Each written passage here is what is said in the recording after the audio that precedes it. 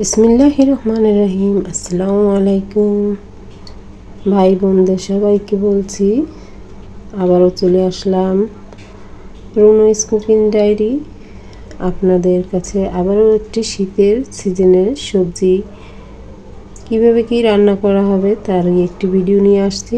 দেখেন মাশাআল্লাহ কত সুন্দর। এই যে পাতাকপি, এই পাতাকপিটা সুন্দর করে ভেজে খেলে কিন্তু খুবই ভালো লাগে। আর এই পাতাকপিগুলো কিন্তু অনেকভাবে অনেক রকমের করে খাওয়া যায়, তাই আপনাদের বলছি আপনারাও এইভাবে খেয়ে দেখবেন। যেমন একটি রোল বানানো হলে সেই রোলের ভিতরেও কিন্তু পাতাকপি কুচিয়ে দিতে হবে, তাহলে খেতে ভালো লাগে। আর এমনিতে ভাজি করলেও ভালো লাগে। কিন্তু শীতের সিজন আসলে এই সিজনে সবজির কিন্তু অভাব হয় না, শুধু সবজি আর সবজি। তো এই যে আমার ভিডিওগুলো আপনাদের কাছে তুলে ধরি, যদি আপনাদের ভালো লাগে তাহলে সাবস্ক্রাইব করবেন, লাইক কমেন্ট করবেন, আমার পাশে একটু থাকবেন। এই যে দেখুন, এখানে আমি ছোট ছোট দুইটি পাতাকপি কুচিয়ে নিয়েছি, সাথে একটি মূলা তরকারি ছিল। তো একটি মূলা যখন ছিল ভাবলাম এটা রেখে আর কি করব, তখন আমি এই ভাজির ভিতর মূলাটা ভালোভাবে কুচিয়ে দেওয়া হচ্ছে, কারণ মূলাও ভাজি কিন্তু খুব ভালো লাগে, তাই মূলাটা ভাবলাম এর ভিতর দিয়ে দিই। তো এই ভাজিটা আমি কোনো মাছ দিইনি, শুধু ভেজে নিয়েছি, কারণ ভাজি জিনিসটা চিংড়ি মাছ না দিয়েও ভেজে খেতে কিন্তু ভালো লাগে, তাই আমি কোনো মাছ না দিয়ে এমনি ভেজে নিয়েছি। তো এখানে আমি পেঁয়াজ, কাঁচামরিচ, রসুন এগুলো ভালোভাবে ছিলে ধুয়ে তারপর কুচি করে নিচ্ছি। এইভাবে সব কিছু কেটে নিয়ে তারপর রান্না বসিয়ে দেব। আর ভাজিতে একটু ঝাল হলে কিন্তু ভালো লাগে, আমার কাছে তো ভালো লাগে, কিন্তু সবাই ঝাল পছন্দ করে না, তাই যার যেরকমের খেতে ভালো লাগে ঠিক ওইভাবে ভাজি করে নিয়ে খাবেন। আর এই যে আমি মরিচ নিয়েছি, মরিচগুলো এত পরিমাণ ঝাল, তো আমি ডাল চচ্চড়ি করেছি তার ভিতরে 2-3টে দিয়েছি, আর 2-3টে আমি পাতাকপি ভাজির ভিতর দিয়েছি। এখানে আমি কড়াইতে তেল বসিয়ে দিয়েছি।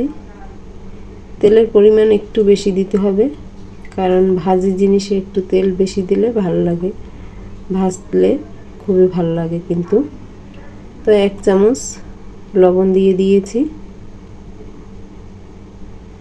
এটা মনে করেন সবজি হিসাবে দিতে হবে, কারণ বেশি সবজি হলে বেশি দিতে হবে। তো প্রথমে কম দেওয়াই ভালো, একটু কম হলে পরবর্তীতে দেওয়া যায়, বেশি হলে তো আর দেওয়া যায় না, তাহলে সবজিটা পুরোটাই নষ্ট হয়ে যাবে।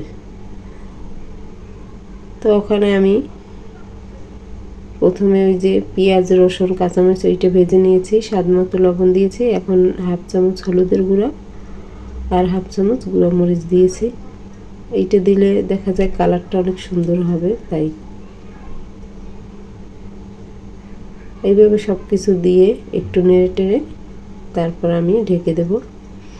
কিছুক্ষণ পর আবারও একটু উল্টে পাল্টে দেওয়া হবে, না হয় নিচের গুলো সেদ্ধ হয়ে যায়, উপরের গুলো একদম কাঁচা থাকে, তাই কিছুক্ষণ পর পর একটু নেড়ে দিতে হবে।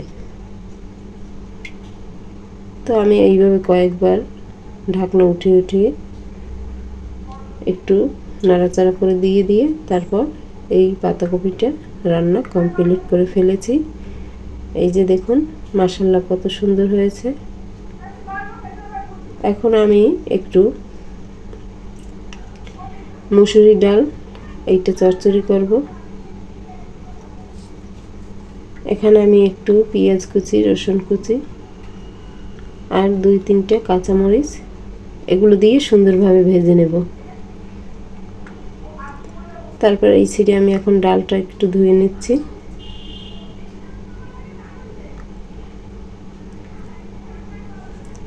ডালটা ভালোভাবে একটু ধুয়ে তারপর ওই পেঁয়াজ ভেজে নিচ্ছি, তার ভিতরে দিয়ে তারপর একটু নাড়াচাড়া করা হবে,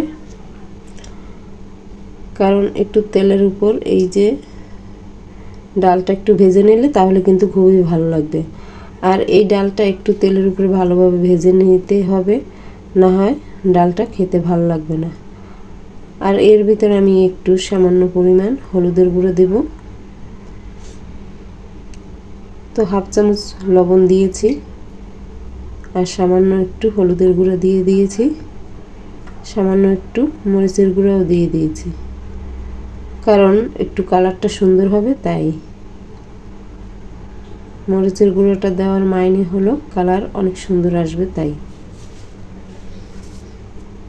তো এখানে ডালটা ভালোভাবে তেলের পেঁয়াজের উপর ভালোভাবে একটু ভেজে নিয়ে এর ভিতর কিন্তু গরম পানি, হালকা একটু কুসুম গরম পানি দিবেন, তাহলে ডালটা তাড়াতাড়ি সেদ্ধ হয়ে যাবে আর খেতেও ভালো লাগবে।